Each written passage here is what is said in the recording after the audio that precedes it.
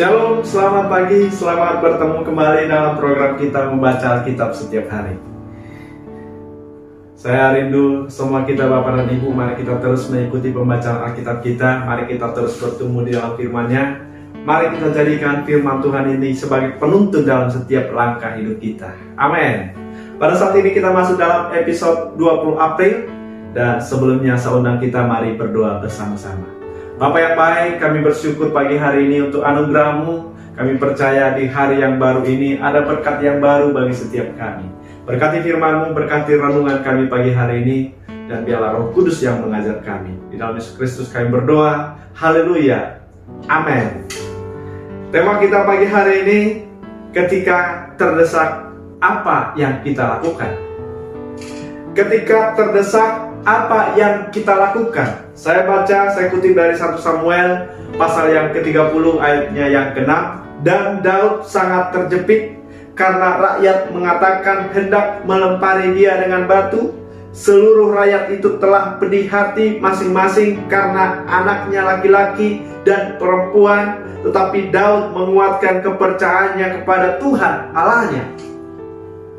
Saudara yang kasih Tuhan, dalam pembacaan kita ini kita melihat bahwa kondisi Daud sedang terjepit.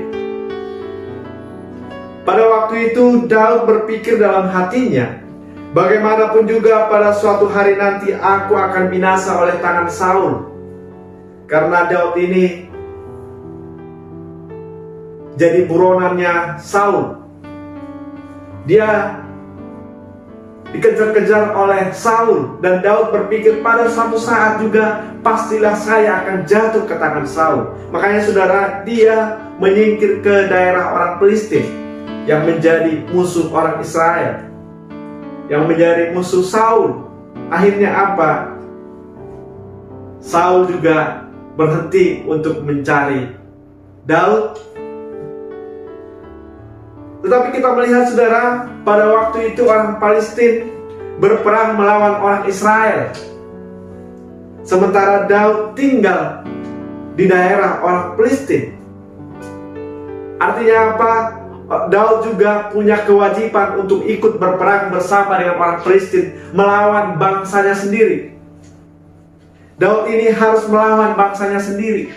Tetapi kita melihat dalam renungan kita ini bahwa raja-raja kota yang ada di Filistin tidak setuju Daud bersama pasukannya bersama-sama dengan pasukan mereka melawan orang Israel. Karena apa? Raja-raja kota ini berpikir jangan-jangan di tengah pertempuran Daud dan bersama dengan prajuritnya, bersama dengan pasukannya menjadi lawan kita. Akhirnya diputuskan Daud ini tidak boleh ikut dalam pertempuran. Daud ini tidak boleh ikut melawan bangsa Israel. Dan Daud pun kita melihat dia dengan kesal hati, dia pulang. Dia protes dengan raja orang Filistin. Apakah kesalahanku? Bukankah selama ini aku berbuat baik kepadamu? Tetapi kenapa kali ini saya tidak boleh ikut? Kenapa saya tidak diperbolehkan? Kesalahan apa yang saya lakukan? Tetapi raja orang Filistin ini berkata, karena raja-raja kota tidak menyetujui, tetapi pulanglah, janganlah melakukan hal-hal yang buruk. Itulah pesan raja ini. Ketika Daud bersama dengan pasukannya pulang ke daerahnya, yaitu di Ziklag. Karena apa? Ketika Daud memohon kepada orang Filistin supaya dia tinggal di daerah orang Filistin, maka dia dibolehkan tinggal di Ziklag. Ketika dia sudah pulang dari pertempuran, selama 3 hari perjalanan jauhnya, dan mereka ini sangat lelah karena selama 3 hari 3 malam mereka berjalan. Dan ketika sampai di tempat tujuan mereka, ternyata daerah mereka, yaitu daerah Ziklag itu telah dibakar oleh musuh mereka, yaitu orang Amalek. Bahkan anak-anak Daud bersama dengan istri-istrinya dan juga anak-anak rakyat yang bersama dengan dia masing-masing telah ditawan oleh orang Amalek itu. Sampai rakyat yang bersama dia pun hendak melempari Daud. Karena apa? Mereka kesal kepada Daud. Mereka marah terhadap Daud. Dalam kondisi ini, Daud pasti merasa terjepit. Daud merasa terjepit. Satu sisi, Saul mengejar-ngejarnya dan terpaksa harus meninggalkan daerahnya sendiri, daerah Israel. Satu sisi, dia tinggal bersama dengan orang Filistin. Dia harus melawan mantan tuannya sendiri, yaitu Saul. Walaupun dia tidak diizinkan ikut berperang. Artinya apa? Raja-raja orang Filistin juga tidak semua setuju dengan keberadaan Daud. Bahkan penduduk di mana istri-istrinya tinggal juga hendak akan melempari dia dengan batu, karena semua mereka sedang dalam hati yang panas, mereka kesal. Dan bahkan anak istrinya pun sedang dalam tawanan musuh. Dia terjepit. Mungkin juga setiap kita pernah mengalami hal ini, kita terjepit. Atau dalam istilahnya dikatakan, sudah jatuh ditimpa tangga. Sudah jatuh ditimpa tangga. Apa yang harus kita lakukan?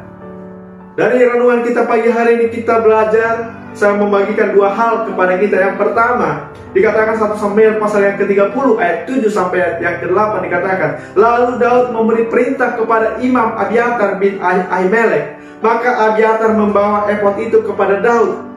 Kemudian bertanyalah Daud kepada Tuhan. Bertanyalah Daud kepada Tuhan. Inilah saudaraku kuncinya, bagaimana Daud mendapatkan jawaban dari Tuhan. Bertanya kepada Tuhan. Dan inilah yang harus kita lakukan, bertanya kepada Tuhan. Apa? Kita mencari Tuhan. Amin. Mari kita mencari Tuhan. Di dalam kondisi kita terjepit, Daud, dia tidak terbawa oleh emosinya. Dia tidak terbawa oleh amarahnya. Tetapi dia mencari Tuhan. Dia bertanya kepada Tuhan. Dia berdoa kepada Tuhan. Inilah saudaraku contoh orang beriman yang harus kita miliki.